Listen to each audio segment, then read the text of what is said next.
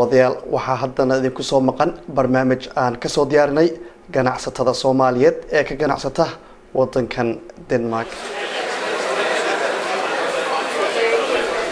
barnaamijkan ayaan booqanaynaa goobo badan oo ay ka shaqeeyaan dad Soomaali ah. miidiyada wadanka Denmark ayaa badanaa ku tilmaanta in dadka Soomaalida ay yihiin dad aan shaqaysan waxna baran. arrintaas ayaa Soomaalidu aysan ku raacsanayn. Soomaaliduna waxay ku andacoonayaan in la midabta kooro laguna bahdilo goobaha shaqada. waxaan shaqada u raacnay laba wiil oo labaduba la yiraahdo Maxamed. waxay u shaqeeyaan shirkadda GLS oo ah shirkad ka ganacsata geynta iyo soo qaadista baakadaha iyo alaabta ganacsiga la isku diro. shaqadan ayaa ah shaqo aad u culus lagana shaqeeyo 12 saac. waxaa kale oo aan booqanay suuqa weyn ee lagu magacaabo Bazaar West oo ku yaala caasimadda labaad ee wadankan Denmark ayaa waxaa ka ganacsada dadka ajaanibka ah. suuqan oo qiyaastii ay ku yaalaan dhowr boqol oo dukaan ayaa Soomaalidu ay ku leedahay 3 dukaan oo kaliya halka macaamiisha suuqa ka adeegata ay u badan yihiin dadka Soomaalida ah. dukaamada qaarkood waxaa ku qoran af Soomaali. tusaale ahaan dukaankan ayaa waxaa iska leh nin Turki ah balse tabeelihiisa waxaa ku qoran af Soomaali. suuqan oo ay dadku aad uga adeegtaan ayaa haddii aad wax yar dhex socoto aad isku malaynaysaa inaad joogto wadamada Carabta.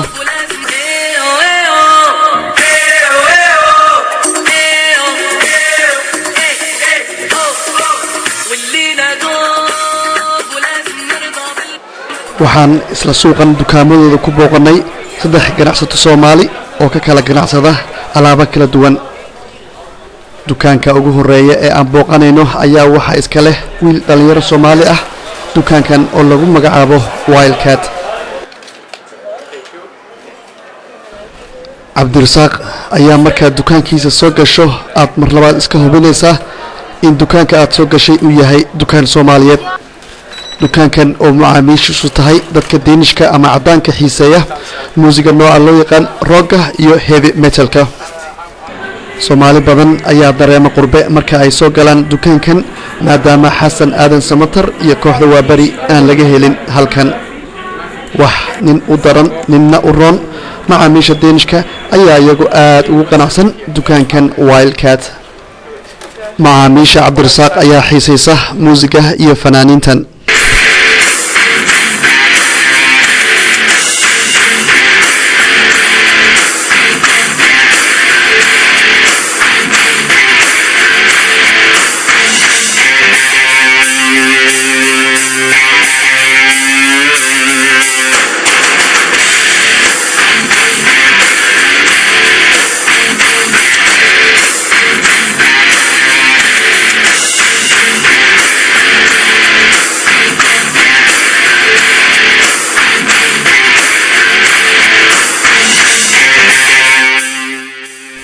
balla Cabdirasaaq iyo dukaankiisa aynu u soo laabano.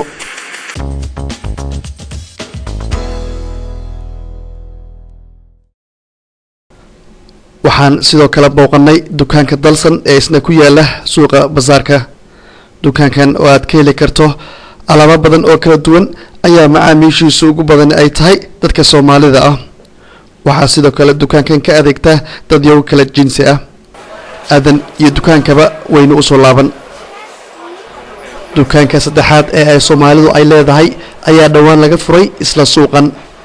dukaankan ayaa lagu gadaa raashinka iyo adeega nolol maalmeedka. nasiib darro numaysan suurtagelin in aan la kulanno mulkiilaha dukaankan.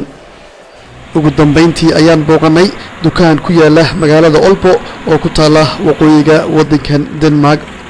dukaanka Najma ayaan ku soo gabagabeynaynaa barnaamijkeega caawa. haddana waxaan dib ugu laabanaynaa Maxamed iyo Maxamed oo bislaysanaya bariiskooda. maalintan oo ahayd maalin aad u qabow dhulkana uu baraf ugulan yahay ayaan soo raacnay shirka gaariga ay wateen dhalinyaradan si aan bal uga wareysano qaabka ay u shaqeeyaan. waakana albaabkeena waa xiranaynaa hadda waa dhaqaajin doonaa. waxaan tegaynaa meel inta ah oo baakooyinkana noogu dhiman yahay. baakooyinkaas baa insha Allah hadda raraynaa.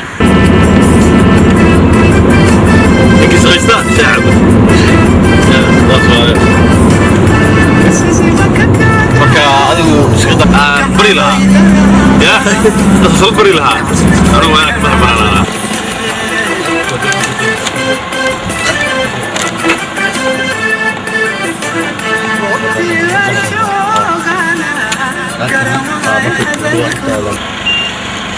اسكان قري يا با عقب شغلان يكادن اي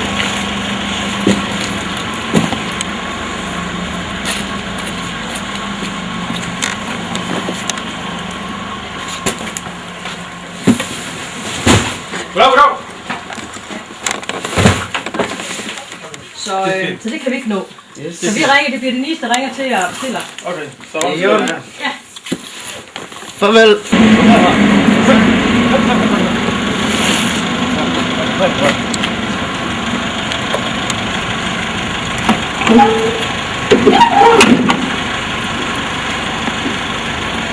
Ama gariyan sa kan.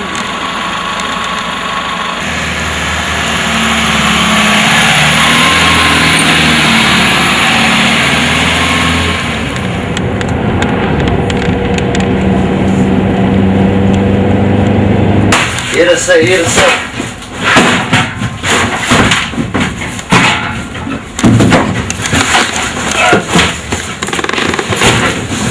Soo tan kale.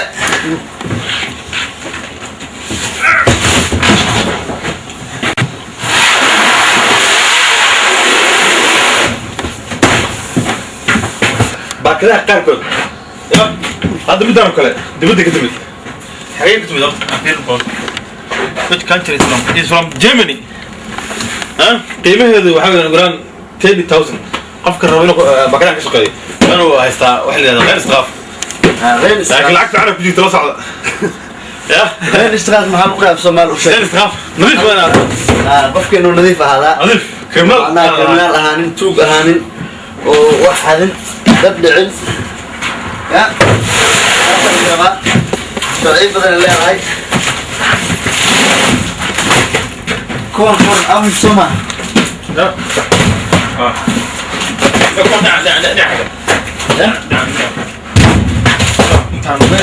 شكرا سبيلان ka waran dadka daniska shaqada way kusoo dhaweeyeen meesha habka shaqada iyo waasida والله أنا كل الدنيا واشنطن فرضها صح قارو كعسوريين صح قارو كسلوين هاي قار عرفت كوت فاهم اوكي قار اي كودران إيه اي كودران. مكان باكد او جريس قار adiko sirf u sameeyay baakad u geynaya yaa eegna ku diray قبل يقول لي اي okay لكن دي عقلي وصبي اي بسكوت اي وصل قضي او ترانو اي عقو عرانو انتو عقو سجدانا وراي marka kiiska maxaa dhahay nabi maxamed alayhi salaam عليه الصلاه والسلام kiiskaas adinka waxa luqmada ku yeeshay dadkii sidii hore customer انا ويديانو كورما شيكada mid igu cajiib badneed waxa mid baakada aan geynay ayaa baakada magaca kuma qorneen waxay ahayd xafiis weyn aan geynay laakiin lambarka waa qana markaas aan ku yiri maxaa lambarka maxay soo qornaysaa lambarka waxay yiri alqaacida ka baqanaa markaas aan waxaan ku yiri magacii maxamed allah mogta markaas waxaan ku yiri waa sheegay markaas waxaan ku yiri Vasco magacii maxamed allah bum kana okay way marka ayaga jokin way haystaan laakiin aniga way taawado arda way taawado marka aniga waxaan haystaa in maartay arkaasi uu yahay arin muxuu ahaa sheeg meel ka dhaca marka waa inay maartay shaqada ma sha Allah waa shaqo aad iyo aad u dhib badan sax kulli aniga hadda way igu horeysaa ninkan saaxiibkay hadda igu horeeyaan bedeli doona tababar baan ku jira baryahan